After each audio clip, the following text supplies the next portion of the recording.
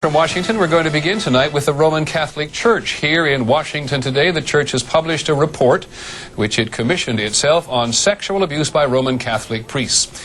The investigation was intended to determine the size of the problem. The Church's answer is more than 10,000 children say they were molested by priests in 50 years. 4,400 priests are accused, about 4% of American Catholic clergy in that time. The report is a harsh analysis of what it calls an epidemic of abuse, and it blames the Catholic bishops for moral laxity because they let it get so bad. First, here's ABC's Ron Claiborne.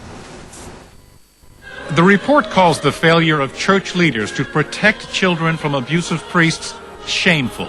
Never again permitting the problem to overwhelm us as it did. Among the findings, victims included children as young as 8, though most were 11 to 17. More than 80% of those abused were male. Half the priests abused only one person. 149 priests molested at least 10 children each.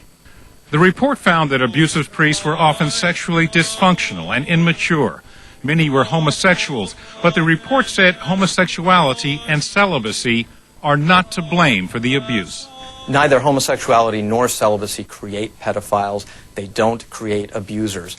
A study of the causes and context did blame church leaders who knew priests were abusing children and did nothing to stop it.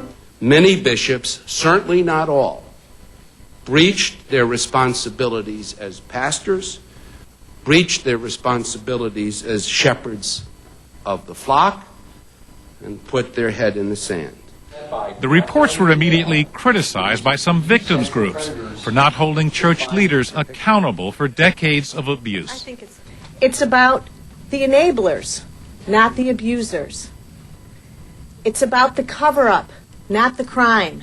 For Gary Bergeron of Lowell, Massachusetts, who was molested by a serial abuser, the report was a long overdue admission. My church called me a liar and said this didn't happen. Finally, there is skepticism about the reported number of abusive priests and victims.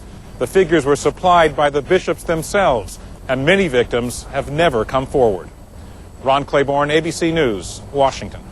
This report on sexual abuse by priests come as millions of Catholics observe Lent. And the results of the Church's investigation will likely be a part of that collective experience this year.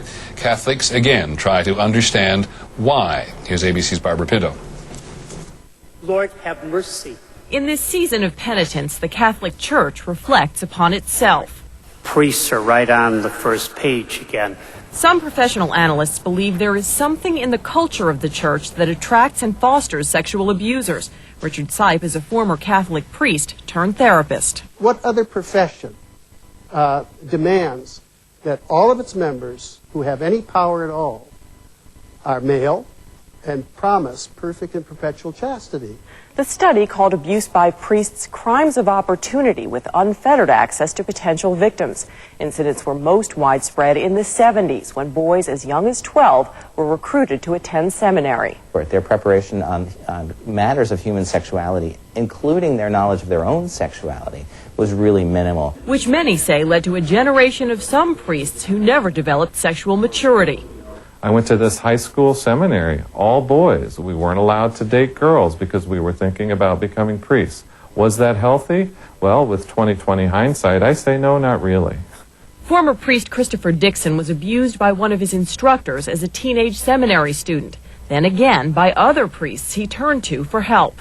I'm hoping, God, I hope, that the issue is behind us with regard to priests actually thinking they can get away with abusing children nowadays. God, I hope it's over. That is the prayer of a victim as well as a church. Barbara Pinto, ABC News, Chicago.